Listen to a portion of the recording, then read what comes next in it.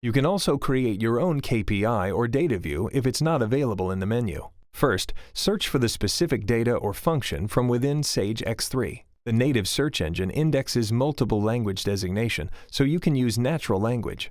In this example, you can find a specific product without knowing the specific SKU. Then, check the box to filter the results per category to access the relevant records.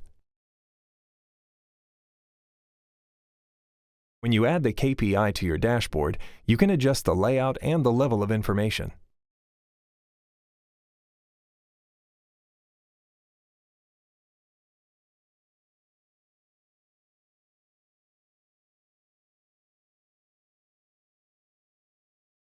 Once you've saved this view, it can be shared with groups of users within your organization.